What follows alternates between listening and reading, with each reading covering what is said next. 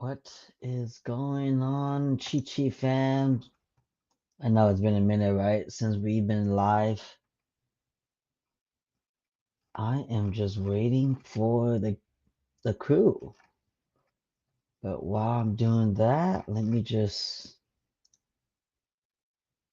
do something real quick. Happy Thursday, by the way, everyone.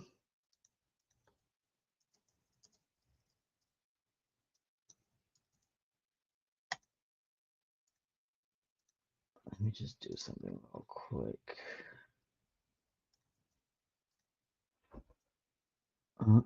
Hopefully everything's coming through okay.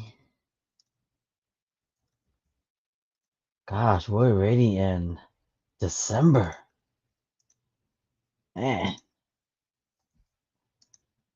December.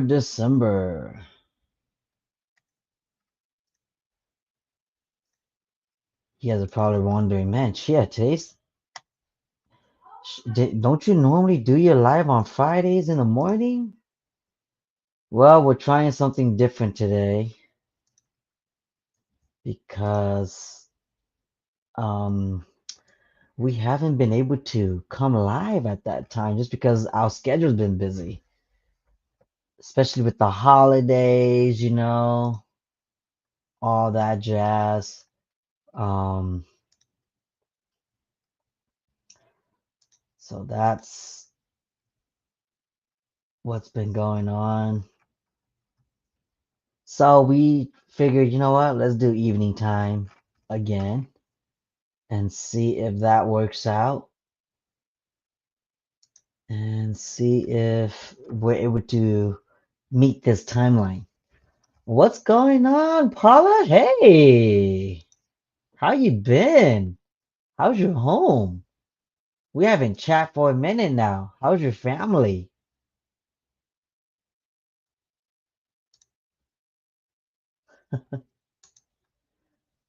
Good to see you though on the live stream. You're probably thinking about the market right now, huh? That's why you're tuning in. Or you're probably listening to it while going to work, putting your kids to sleep.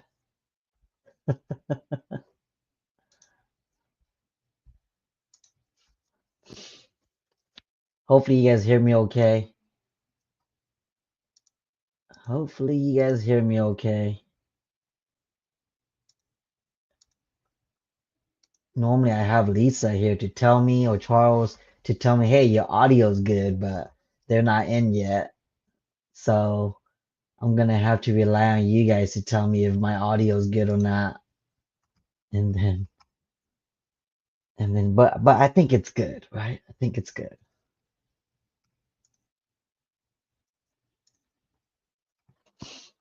But yeah, like what I was saying earlier, I'll doing these live streams at 6 a.m. on Fridays for a season when we were doing it, it was working with all of our schedules, but then things happen now that it's the holidays and all that.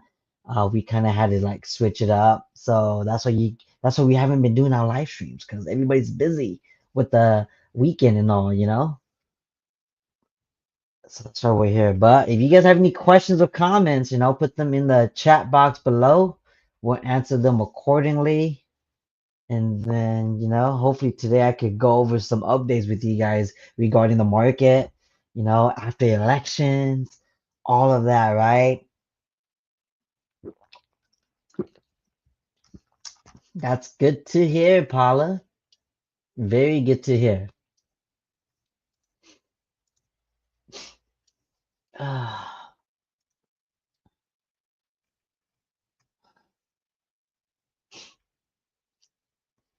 Oh, you're probably saying yes to my audio. I just thought about it. My audio probably sounds good. That's probably why you're saying yes.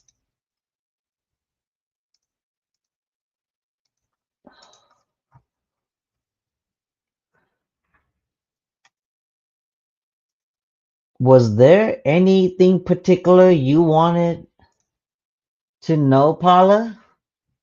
Or you just kind of came on to join the stream. Oh, Lisa's on. Hey, Hey, everyone. Lisa. Can you hear me, Lisa?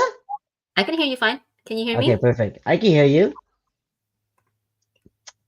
I started the stream early just to get the sound going and all that.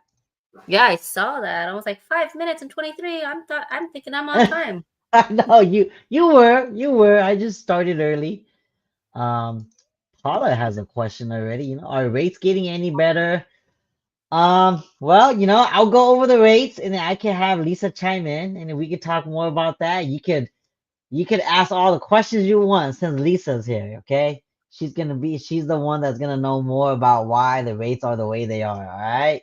So hold on to your horses. Hopefully you guys stick around to the end. Um, and yeah, we can go over all that.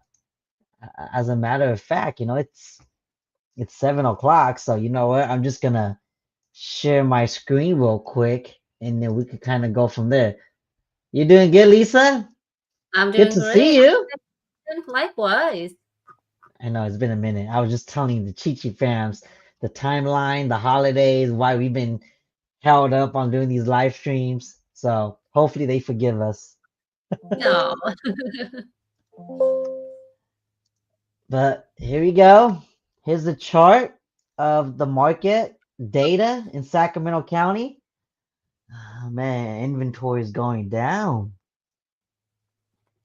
I don't know if that's a good thing or a bad thing.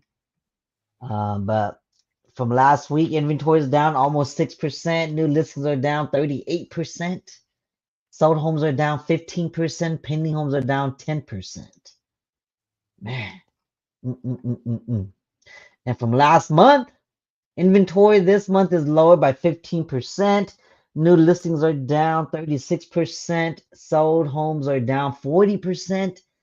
Pending homes are up 11%. Man, that's very low. But we are towards that time of the year where everything is slowing down. It's gonna start picking back up around February-ish. Okay, so that's when everybody gets their income tax money and holidays are over with. So now they got funds that's replenished and they're ready to house hunt again before the summer break. This year versus last year, same month, same time, inventory this year is higher by 58%. New listings are down 15% from last year. Sold homes are down this year by 22%. Pending homes are up though, 41% from last year. Excuse me. But look here, year to date this year, we have 58% more inventory this year than last. New listings, we got 19% more than last year. Sold homes this year, we have more by 6% compared to last year. And pending homes are up 8% this year versus last year. So that is very, very interesting. Oh man. Interesting, interesting. How do you feel about the market, Lisa? Like, you feel the slowness? Actually, it hasn't been slow for me. So Oh yeah? I don't think it has been slow for you. It's actually picked up quite a bit, especially after election and whatnot. So I'm not surprised to see this number. I think it's just more of the holidays. This is pretty normal, pretty typical. Right. People usually do their New Year's resolution after New Year's, right? So we pick up a little bit of a surge in January. And for me, I've seen that happen in the last 4 or 5 years already. Usually, it's the second quarter that really starts to. The second quarter is probably the highest one. Even Mhm. though even before that, it's typically third quarter. Everybody gets out of school. They're now looking and everything like that too. It's easier for parents to do that for their kids and whatnot. Yeah. But I wouldn't be surprised if after inauguration, everybody who was on the fence in the last few months and whatnot is going to wait for that. Everybody's waiting for the inauguration in Mhm, January. mhm. Exactly. It's a Yeah. different So time. Yeah, you're right. Second quarter is normally the busiest time of the year, data wise. And Mhm. we'll probably come back to this moment to see if it's true. But year over year, that's really been the case. As far as we've done these live streams, that's always been the case, uh, based off of the data. So it's pretty normal right now. But if you're looking year over year, this year everything is up. Okay, inventory wise, everything is up. Okay. Now, let's go over to price per square foot. See how that looks. And this week it's up by a tiny tab. But comparing to last month, it's down a tiny tab. But same time last year, it's actually higher this year by 8%. And in year to date this year, it's higher by 3%. Average price per square foot. And this price does not apply to every home. Okay. It's just the average. Days on the market. Ooh, this is slow right now.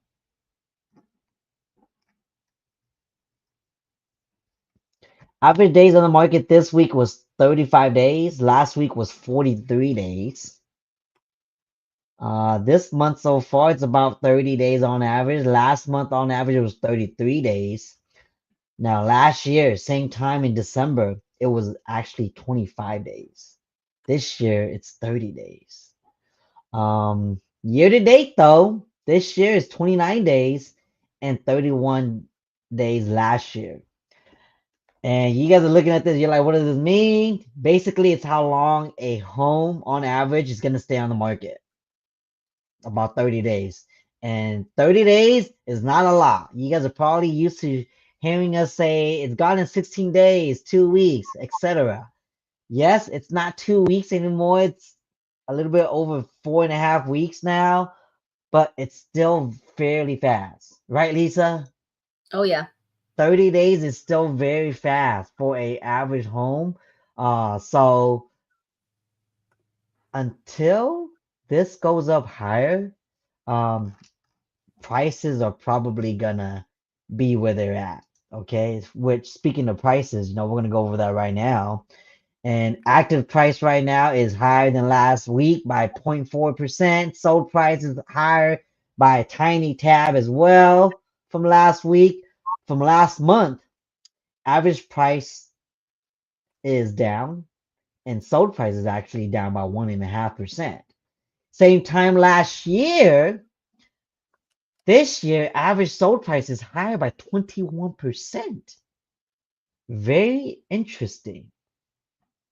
And year to date, this year versus last year, homes this year on average was 4.5% higher than last year.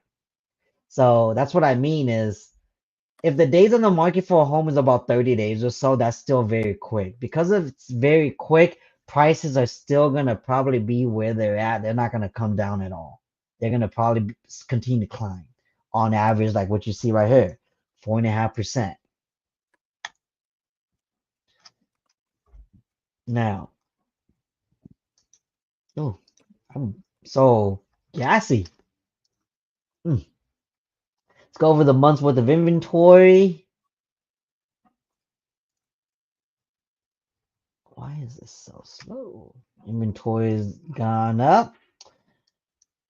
So this is not that accurate because we're only on the first week of December, so it's gonna look high, but towards the middle, it's gonna probably come down probably closer to 2.6 or so. So right now, I'd say we're probably around no change from last month, 2.6% months worth of inventory, and that's not a lot, right?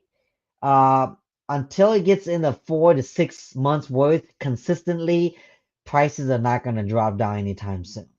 Okay. Right. And year to date this year, on average, we've had 1.7 month worth of inventory.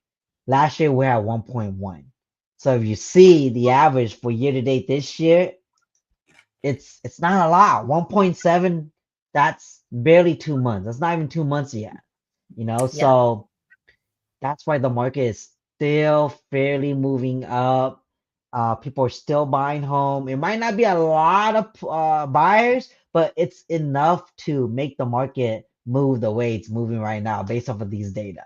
Okay. If you are selling your home right now, you're having a hard time selling, it's one of a few things. The home is a little bit too pricey. You're not offering incentives because right now a lot of sellers are offering incentives to sell their homes unless they're already super, super affordable to begin with. Um, but that's what sellers are doing right now. They're giving concessions to buyers to be able to buy their home, seller credit, rate buy downs, etc. They're doing repairs or they're lowering prices to get their home sold. Okay. And this is the market trend. Now let's go over to the mortgages. Did you have anything to say, Lisa, before I go over to the mortgages? Well, I mean, as far as the inventory goes and everything like that, Chia, again, I think it's just because the average one is 1.7, but currently for this month it's showing 2.6, right? Again, it's Around there, because yeah, 2.6. yeah, it's slowing down a little bit. It doesn't mean like there's a huge jump. There's certain areas still, guys. I mean, I just closed one today, super happy about it. 17 days, even with the Thanksgiving break and everything like that, and we started in the Mm, weekend too. So it's very, very doable. My Bay Area folks, I'm so sorry, guys. I mean, you guys are still getting beat out by cash offers. I just had a few, that just didn't go through just because they very, very, very close, top tiered for the loan and whatnot. They're putting a good chunk down, but unfortunately, especially in the Bay Area, cash is still speaking louder, especially in the trustee sales and whatnot. So you're going to see that average as well. Even in when Chia says average, okay, if you're buying homes right now in Sacramento, okay, because we're in this area and whatnot, if you're buying homes that are 500 and below, no, they're still going like hotcakes. There is no yep. seller concession, okay? I rarely see that. If anybody could get that, it's definitely Chia, you guys, but it's very rare, far and few. And if you're looking at home prices that are probably about 600 and above, the concession may come in, right, Chia? I'm seeing Yep. more concessions coming in with the price points that are a little bit more higher than the average home prices in the area, but not a whole lot. We're not talking about like all closing costs like how it was, back It's in not. the early 2000s, things like that. We're not there yet. I saw a video that you were making. If the video in that video you were talking about how, hey, it looks similar to 2008, guys, guidelines. We are actually in the banking side getting audited a lot more so, and a lot of my clients are getting letters like, hey, how come I'm getting this? They're questioning gift letters. They're questioning a couple other things and whatnot, just because, we don't want to get into that situation. So hopefully that will give you guys a little bit more insight of what's going on both the real estate and a little bit of the mortgage. And we'll talk about that a little bit more in a little bit here. Yes. We're going to be talking about it right now. I have it Yeah. pulled up. So here you go, Paula. You want to know what the rates are, if they're getting any better. Lisa, what do you have to say about the rates? So look at Are the they going to variance. get any better? A lot of people are thinking in 2025 it's going to get better, meaning Yeah, we going hope. down. We hope so. I have quite a few people, I mean, quite a lot of people actually, that have been waiting ever since the last 4 months. I think I would say the best rate for this year happened in September, but even still, it wasn't favorable enough to refinance quite a few people, just because when you're looking at refinancing, guys, it's not just about when the rates drops, it's also whether or not you've built the equity. If you actually have the funds and you want to put more funds into refinance, it absolutely makes sense. But if you're looking for a no cost refinance, which means you don't have to put anything out of pocket, keep in mind, guys, no cost is not always no cost. It goes into your loan. You build up that equity. They utilize that equity so that you don't have to bring any money up front unless it's just the appraisal. Okay. As far as rates goes, okay, we were just at 7.125 2 weeks ago. We're now at 6.84 on the 30-year fix. Look at the variance between the FHA and the conventional. It's still less than 1 point. It's not a huge difference. Okay. So that's where you can kind of see if rates are really, really starting to go down. Typically for FHA loans, okay, rates are about 1 to 1.5 points. That's a really favorable uh, uh, margin if you're looking at whether or not you should go for FHA or a conventional. Okay.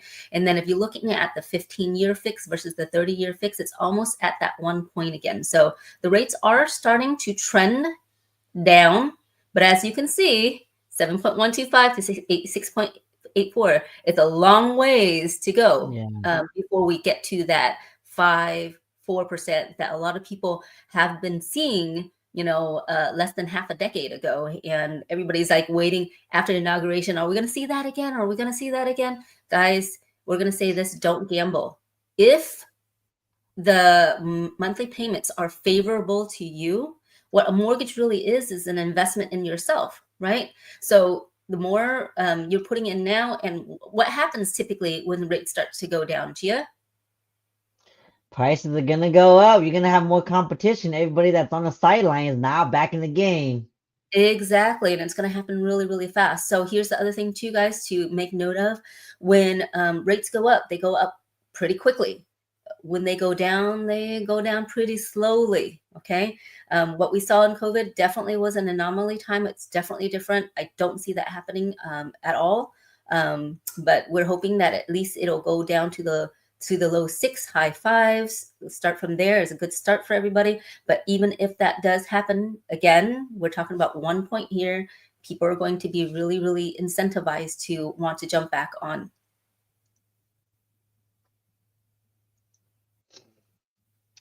That's just kind of like pretty logical, like supply and demand, right? Absolutely. Right now, there's plenty of people that could buy right now, but they are choosing not to buy because they're hoping that the rates are more favorable. So once that do happen, if it does even happen, they're all back in the game and they're going to be competing with you. So I'm telling people right now that if you are buying, did you think that if rates come down, you were going to still get today's prices? And of course, the answer to that is no. You're not going to get today's price with Yep, likely. tomorrow's rate. You're not. That's not how it works. You're going to be getting tomorrow's rate with tomorrow's price. And if tomorrow's rate is 4%, 5%, the price of that same home may have jumped up 4 to 5%, maybe even 10%. We don't know. But we do know that in 2020, when the market spiked up, that's what happened. Everybody was paying $30,000 to $50,000 cash just to pay for the appraisal gaps so that they could Yep. get their home. And the ones that knew that was the strategy to win did it right away. The ones that were thinking that might not be true, they're just being sold on it. They don't have to overcompete. They take their time. They were in the market for such a long time, then they finally give in and then did that. So like it's it's gonna be tough. Okay, so let's just kind of go over some predictions on what some of these people are saying. Like some forecasts. All right. So Yep. that way you guys don't have to hear from us. You guys could hear from other people as well. All right. So here's a forecast for 2025 for mortgage rates. Okay. This is from realtor.com. This is what they're saying. They're forecasting that rates are going to stay above 6%. And if you guys look right here, it's already above 6%. So probably Yep. no change there. This is just a forecast. And prices are going to continue to grow. So if prices continue to grow, like what you guys saw here, right? Year over year, 4.5%, and mortgage rates is above 6%, then are you okay with that? Prices are going up 4.5%, but the rates are staying the same. Is that okay for you? We don't know, but only you know, right? If this forecast came true. Right. Now, here's the thing too, to remember as well. Last year was probably the highest rate in November, where it was close to 8%, you guys. Okay. And Yep. even still, inventory was still less than 2 months. Yes, So people it are was. still buying. there's still a larger pool of buyers than there are sellers. And Chia was talking about how, like, back in when COVID did happen and the rates were like that, and people were paying $30,000 to $50,000 on a normal basis for the appraisal Yep. gap, right? We haven't seen that appraisal gap for some time, right? Yep. Um, Nope, we However, have we not. still see multiple offers. I've yet to have a contract in my hand that didn't have a multiple offer type of situation. If you are in the 500K range and below, then yes, there are still a lot of multiple offers coming in because every price point has a different amount of pool of buyers. Yeah, And like what Lisa was mentioning earlier, if it's under 500K, you're gonna have a lot of competition still. But if it's right, above 600K, that pool gets smaller and smaller, so less competition. And homes in that price range stays on the market a little bit longer. right. So Realtor.com is saying home prices will continue to grow an additional 3.7% through the next year after rising 4% this year and 1.1% in 2023. The forecast indicates sales previously owned homes are projected to tick up to 4 million, 4.7 million, a 1.5% gain from this year, but still sluggish compared to 2013, 19 historical average of 5.28 million. Okay, so this is Realtor.com. Let's go to Redfin. Redfin is saying 2025 predictions, pent up demand will lead to more home sales, but many would be buyers will opt to rent. Interesting. So they're predicting that more buyers are gonna just end up becoming renters next year instead of buying because the home price is gonna keep going up and rates most likely too. So prediction one, home price will rise 4% in 2025. Okay. Prediction two, mortgage rates will remain near 7. Okay, so no change. So similar to what Realtor.com was saying. Third prediction, there will be more home sales in 25 than 2024. Okay. Home price war. We're presenting an unusual wide sales range this year. The sale price just small increase. Sales prediction four, 2025 will be a renter's market. Oh man. Thing. So this kind of worries me because Okay. then if you're a local and let's say this ends up being a true prediction and it becomes a renter's market, guess who's buying?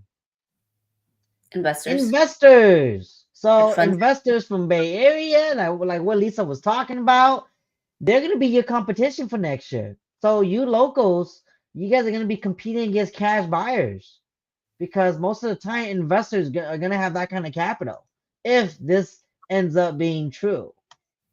Right. I mean, we talked about this before too, right, Chia? Where, Yep. hey, there's a lot of incentives for first-time buyers and whatnot, and realistically, until the supply meets the demand or is greater than the demand, this is not really going to change, right? This is not really going to Yeah. change. However, with the new change of leadership and whatnot, realistically, if they looked at that situation and they said, "Hey, how do we create more inventory?" To me, it's pretty simple. Take away the capital gains portion of it, number one, for sellers, and maybe give them some sort of incentive and give banks incentive to where, hey, if the seller can grandfather in their interest rate over to the next house, because there's a lot of people who want to buy but also do not want to sell their house, right? The ones Hmm. that got their interest rates in the twos and the threes, even the Yeah. 4%, well, they don't want to sell. They're looking at it and I was like, Hmm. hey, well, I can get really good rent. And this is where that 2025 renters market is looking at, because there's gonna be people who want to upgrade their houses, but they don't want to sell their starter home. It's a great investment property. And one of the things is because you and I also teach that too, Chia, where we're like, your first house is going to be also your first investment property once you basically outgrow it.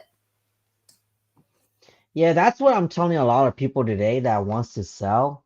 I'm always telling them they have more options than just selling. If they could keep it and become a landlord and cash flow on it, keep it as an investment, they should think about that because it's a Yeah. long-term game, right? And you're gonna have a huge benefit if you're able to do that. But of course, most people don't want to be landlords, so of course they would rather sell and get rid of that debt and just buy their new home and retire in their new home.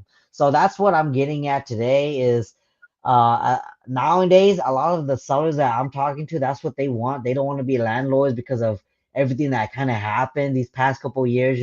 Sellers Mhm. aren't leaving homes when it's closed, or like tenants aren't paying their rent, and so there's all these affordable programs right now for homeowners that they have to file during COVID and all that. So it just kind of created like a scarce mindset. But going back to the predictions, okay? So Redfin's fifth prediction is fewer construction regulations will lead to more home building. This is something that Trump kind of mentioned when he was debating, right? We kind of went over this a few weeks ago, if I remember correctly. He wanted to, make regulations a little bit less strict so that way there could be more home building. And yes, this will for sure increase more inventory. But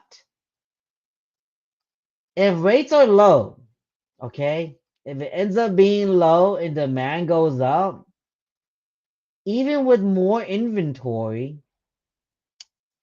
these home prices are going to be going up too.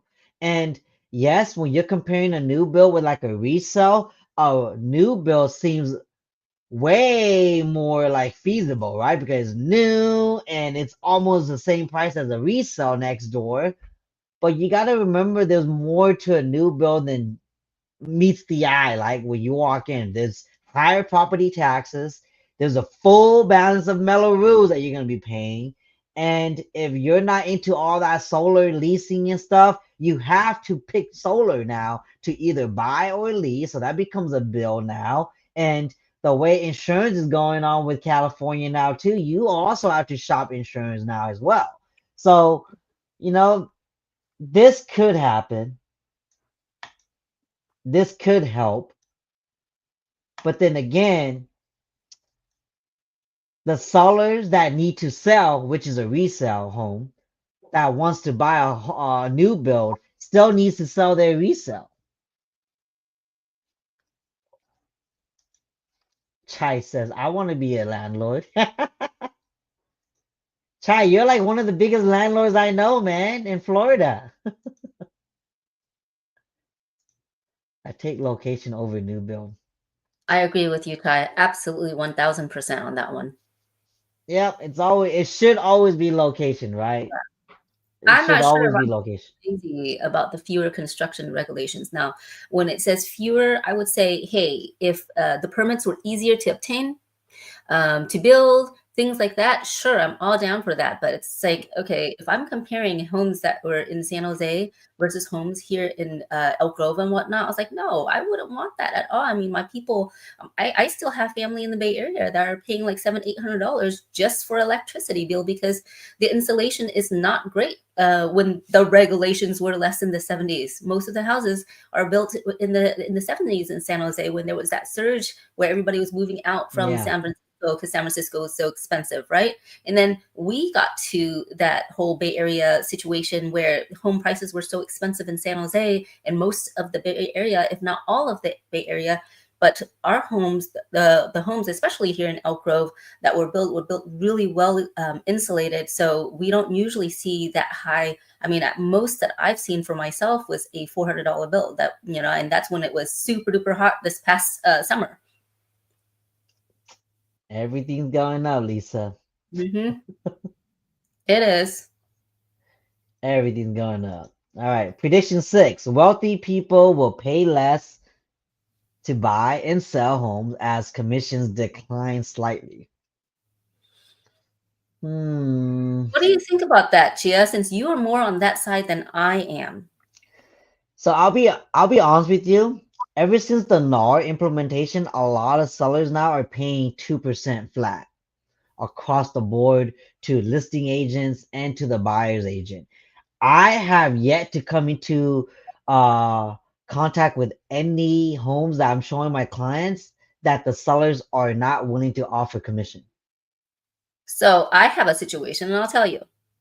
Yeah, One of my tell me clients, about it.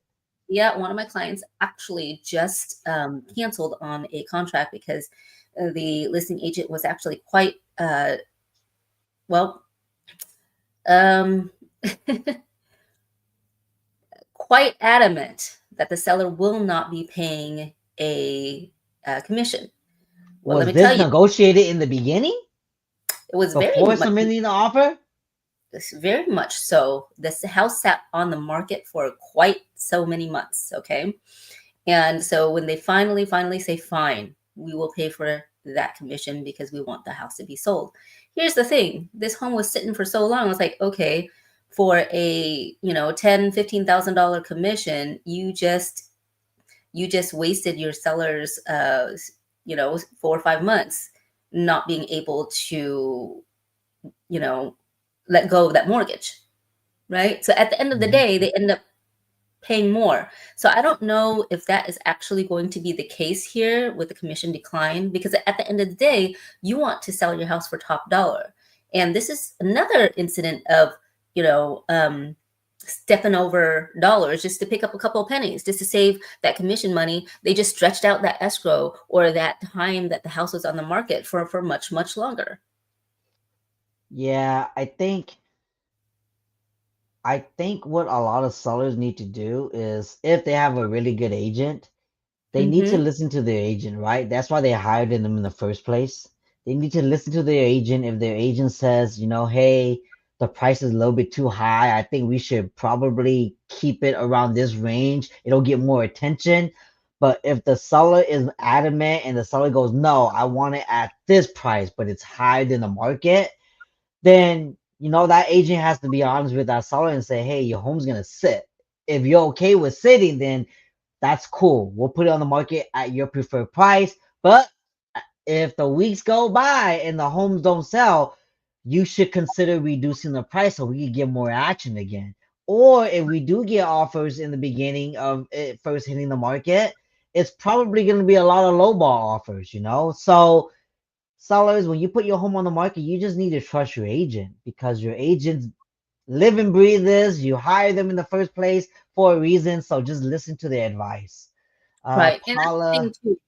Listen to advice is one thing, Gia, but I think a lot of times, right, if you're interviewing agents and you're looking for the person that will do exactly what you tell them to do, okay, you have to be really wary about that too, because if they're not even able to negotiate with you that, hey, if you do this, you're fine, I'll do it for you. But if you do this, understand that your house may be sitting on the market for a much longer. But if you hear somebody say, yeah, I'll take your listing, I can totally do that for you, that's the red flag that you really honestly should be looking for. Because in this industry, your agent should absolutely know how to do this much more than you would. Otherwise, there would be no need for an agent, right, Tia? yeah, there is a lot of agents out there right now that are just saying Desperate yes for a to listing. everything, just saying Exactly. yes to everything, and they Exactly. don't realize, it's just gonna come back and shoot them in the foot. But Paula has a question for you though. Can I get a Absolutely. HELOC with a non-variable rate? So it depends on the bank, Paula, but right now I have not yet to see because I do HELOCs as well. None of my lenders, the ones that actually are doing HELOCs are actually far and fewer these days. Okay. Being in a second lien position right now is a little bit more risky. So most banks won't do it. And I've yet to see any that is a non variable. Typically, they'll give you an introductory, something like 3 months, 6 months. I had one about 2, 3 years ago that was doing 3 years worth of non-variable, and then after that it became variable as well. So HELOCs are just lines of credits. Nobody else I know that is doing that right now. What about HE loans? Yes, so HE loans are fixed rates, guys. We do HE loans as well. Something you might want to look into, Paula, if you want to take equity out instead of a HELOC, if you're looking for non-variable, look into HE loans because HE loan, it's a lump sum that you're taking out now. It's not going to be like a credit line, like a HELOC, to where you could just use it at your time and you have like a time frame for that. But at least it's non-variable, like what you're looking for. So maybe you might want to consider looking into that. Now, HELOCs or HE loans, they're great financial tools, you guys. They really, really are. But it really depends on what you're doing this for and whatnot. If you're looking to consolidate debt, reconsider that. Really take a Yeah. look at the situation, because if you're transferring unsecured debt into secured debt, that might put you in a bigger pickle than you know. So if you are doing a short term, if you're taking out a HELOC just to do short term investments and things like that and put it back right away, the interest rate shouldn't matter as much. Okay, so I, Yep. I hope that helps you guys. Yep. Don't take a HELOC out to go on vacation. Don't take a HELOC out to do crypto, guys. I know it's very tempting. Don't do it. Don't over leverage yourself, please. Yes, you can take a HELOC to purchase another house. So let's just say, for instance, okay, let's just say, for instance, you have your first, that's a great interest rate. You don't want to touch that. Totally fine. You take the HE loan and you put a huge down payment, or you pay off the second home so that you can actually be that cash buyer. Many cash buyers utilize that. Many people who have paid off their homes, I've done the cash out refinance for them. So they take that cash out refinance and they put it in their investment property. Yes, you can absolutely do that. Understand though, when you do that, it increases your debt to income ratio. Okay, so you got to make sure that you're doing the math properly when you're doing that, and making sure that it makes sense. Anytime that you're doing a purchase loan, the interest rate is typically less than when you're doing a cash out refinance, or even that HE loan or HELOC. Okay, so make sure you're calculating all of that factors in first. All right, let's go to prediction number 7. The real estate industry will consolidate. Okay, under the new admin, the Federal Trade Commission will be more likely to approve mergers and acquisitions among large companies. Unlike other industries with a few dominant players, the U.S. real estate industry has long been fragmented with multiple real estate search sites and brokerages of all sizes of business models competing against for agents and customers. While it's not common for larger, I don't know, the real estate industry will consolidate. I That's an don't know. I don't think that's going to be the case. What I think is going to happen is everybody's going to look alike that's an because you're big already starting to see it, right? You're already starting to see it. A lot of brokerages are not in brick and mortar anymore. correct. They're going to the cloud, right? And they're doing a lot of online services now. They're doing more Zoom meetings now, right? And so I feel like the real estate industry may consolidate in that regards, but as far as merging and buying each other out, I don't think that's going to be the case. I think everything is still going to be the same. It's just implementing similar strategies to where everyone's going to probably look a little bit similar. The only changes will probably be like commission splits with the agents, etc., things like that, what they're offering their agents, all of that. Okay. But this is not towards the consumers at all. It's more towards like real estate, like me and Lisa. So prediction 8, climate risk will be priced into individual homes, especially in Florida. Ooh, Chai, this is for you, man.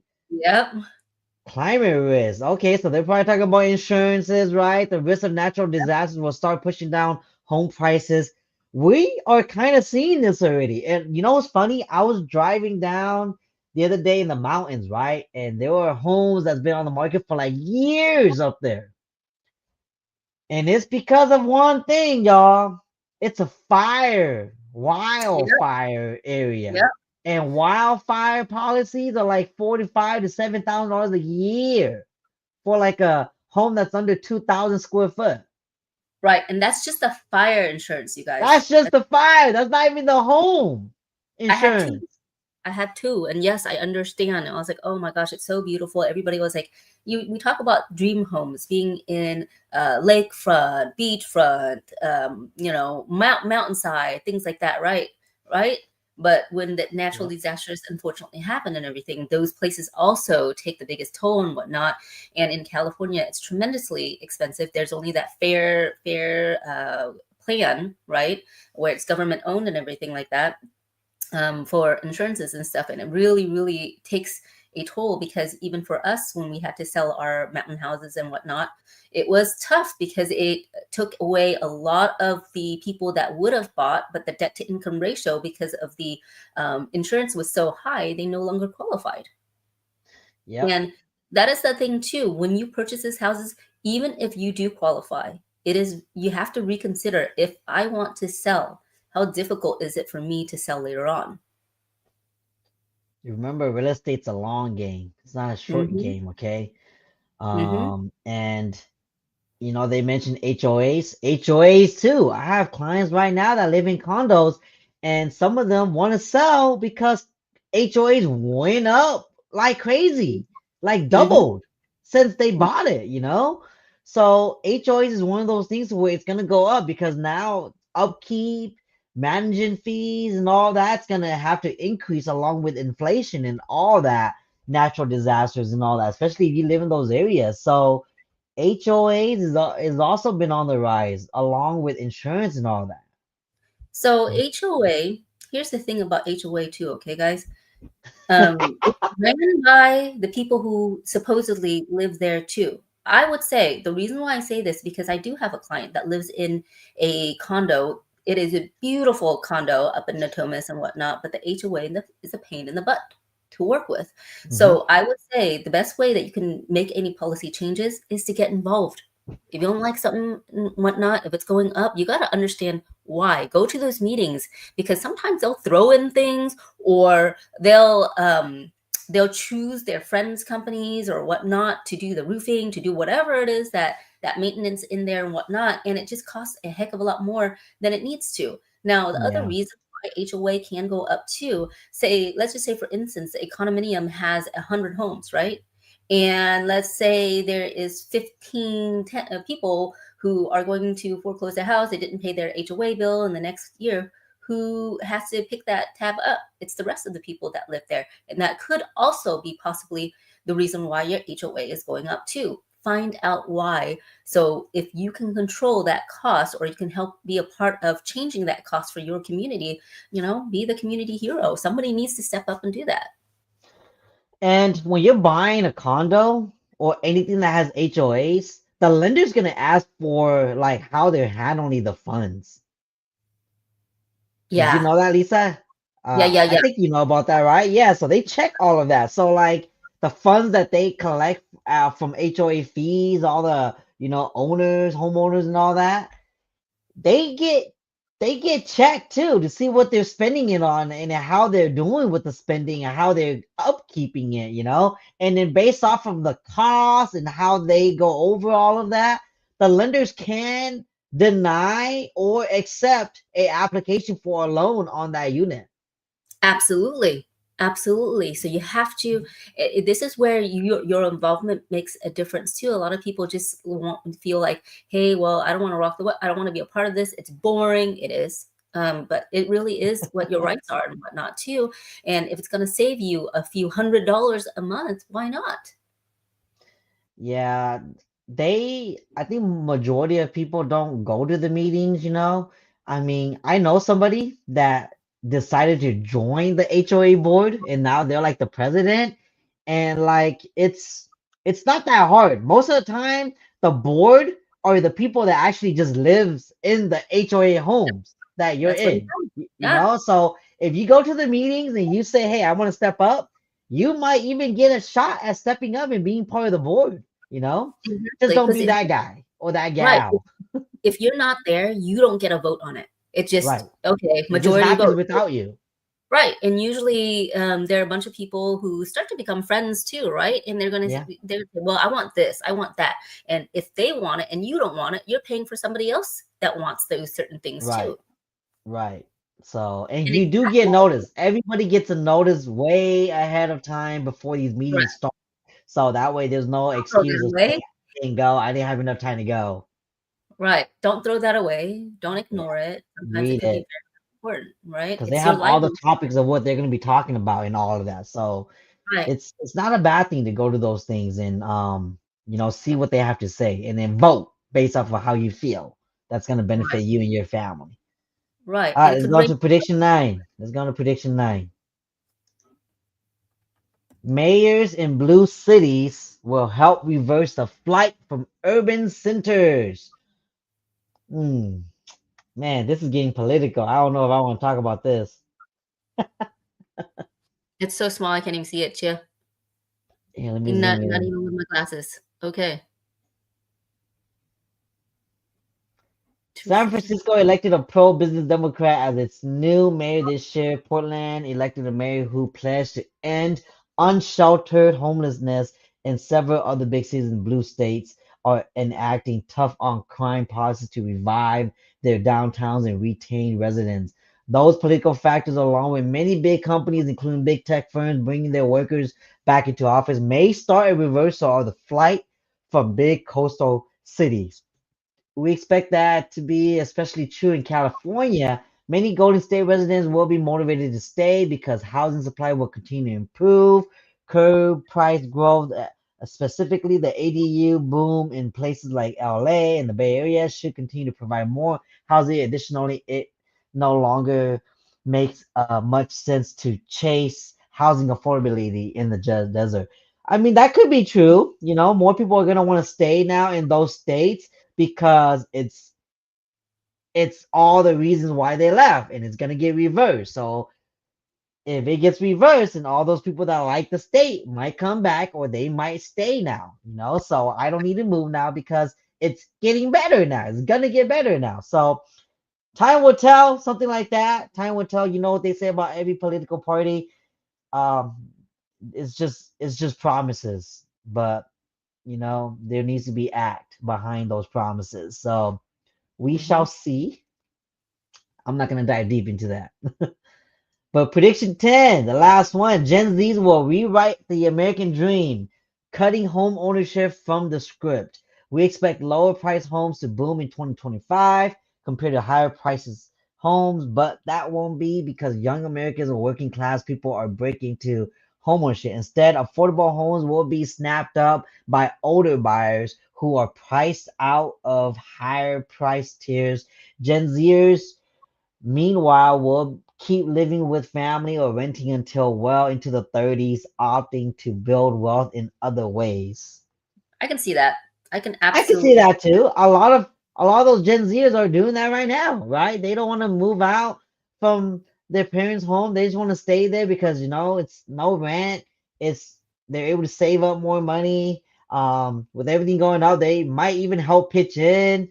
So ADUs now too are getting built because the all the permits are a little bit less strict now for ADUs, so more people are building ADUs in their yards for their parents to move in, things Yeah. like that. They're even selling ADUs now. Like, have Mhm. you been seeing that? Have you noticed that? Bay Area. Not just Bay Area, it's coming to Sac.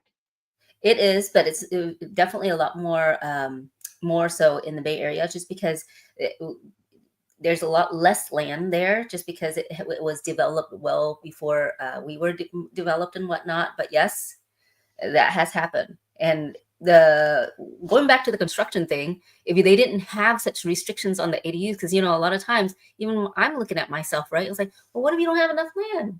What if you don't have enough land? Can you make your house into a duplex? Can you make it as a Yep, top tier? Can you make it three yep. tiered instead? And maybe that would People are help. getting savvy, and I feel like that's what's gonna happen is Yep. uh people are gonna find ways to, make money, like what they're saying Hmm. right here, build wealth. And if you Right. already own a home, but you want to invest in real estate, you might just build an ADU and sell that. Hmm. So who knows, right? But this is a lot of predictions, and it's just we don't know. None of this is true. That's why it's a prediction in the first place, right? Right. But Right.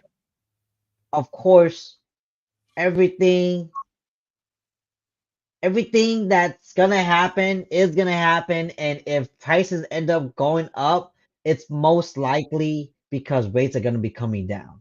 And Yeah. I'm gonna tell you like what I said earlier on this live stream. If you're already planning on buying, you already know you're buying a home. It's always safer to buy today's price. Because if you're waiting for rates, the rates could always be refinanced later if it really does go down. At Right. least right now, if you're getting in right now in today's price, you're gonna be building equity by the time that moment comes to where it's more favorable for you anyways. You Right. know, like I met up with some homeowners the other day, and man, when they bought the home, they were able to pull equity out and use that equity to like do so many things, invest, etc. But it would have never been an opportunity to them if they didn't own a home in the first Yeah. place, right? When you own a home for the first time, it opens up opportunities for you that you can't imagine until you're in that seat, Right. So if you're in a position right now to where you could buy, but you don't want to buy because you're waiting for something to change in the future, I'm telling you, the prices today are going to be better than the price that you're going to see tomorrow. Right. You know, Tomorrow being parentheses are, next year. these are interesting predictions. I don't know if they've ever had these types of predictions before. This is really interesting, Chia. I would like you to like save this actually, and if we can see how many of these predictions, especially in the next 4 years, right? If any of them come in fruition, and see if we should check them off come December 2025 next year. Yeah, we could definitely do that. I feel like this prediction, though, notice how they didn't say what quarter or what month in 2025. They Right. say 2025. So I Right. feel like it's probably not going to be a good comparison if we start in January, right? Because 2025 just started. Right. I'd Right. say maybe like a, a quarter in, you know, or I would say. maybe even 6 months in to 2025. Right. I was thinking more of see how many of them are checked off next year for 2025 in December, right? It'll be a whole year around, True. If that'd be perfect actually, if right? we did it in a year and do the comparison Right. then. Yeah, it would. Uh-huh. It would be great if we saw that checklist. Is like, hey, it's only This in happened. This happened. exactly. I think that's a perfect idea. Here, let me make a note right here. Yes, please do. This is an interesting checklist, especially because some of the predictions were kind of like, I was like, huh, that's interesting. I didn't think of that. I didn't think of that at all. Yeah. Okay, that's interesting. I think that's a good idea for us to do that. I'm just saving it. Okay. You know, with this website, I wonder how many TikTokers out there have their predictions too. It'll be interesting to see their take on it. There's a lot. There's a lot of people that's already making their predictions for 2025. A lot of people are saying the market is gonna probably um like the market's probably not gonna crash now because Trump's in office. But there's the same Um, people that said that they were going to crash last year. There's there's so many people that said that the market was going to crash this year, right, Chia? yeah, yeah. It's Just save everybody's predictions. Everybody that ever makes a prediction, we should save that. you just gotta you just gotta look at the data, like Yeah. what like what we kind of went over, right here, like right here. You just gotta look at the data. And these data, yes, I'm going over it through the MLS, but it's everywhere. You could just go to like realtor.com and go through the data and then look on there. It's all public information, these data. And then, be the judge for yourself to see if it's gonna really happen or not. Right. But that is the market update for you guys. Mortgages, they're still in the six. FHA, low sixes, yes. Homes, it's still, people are still buying. Prices are Yeah. still going up, as you guys saw from the data. Inventory is more this year, but it's not enough to shift the market into a buyer's market. Um, and predictions for 2025. Like, we don't know if any of that's going to come true, but if you guys are waiting, right, for the rates to come down, I would probably recommend you to talk to someone like me and Lisa and see what your situation is like now and see what your options are and then go from there. You know, if you're able to pull the trigger and get in on today's price, I think the faster you get in, the better because then again, you're building equity. You could always refinance later. Okay. Absolutely. Absolutely, guys. Did I leave anything out, Lisa? No, nothing out, but there's always so much to talk about in the real estate realm, right? Yeah. But okay, well, that's it for today. It's good to see everybody. Thanks for all the comments, everyone. Um, I guess we'll let you guys go and we'll see you guys next time. All right. Peace out, Bye, Chi Chi fams. Sam. Have a wonderful holiday. Oh, yeah. Be safe out there. Stay warm. It's getting cold too. Mm-hmm. All right. Peace out, everyone.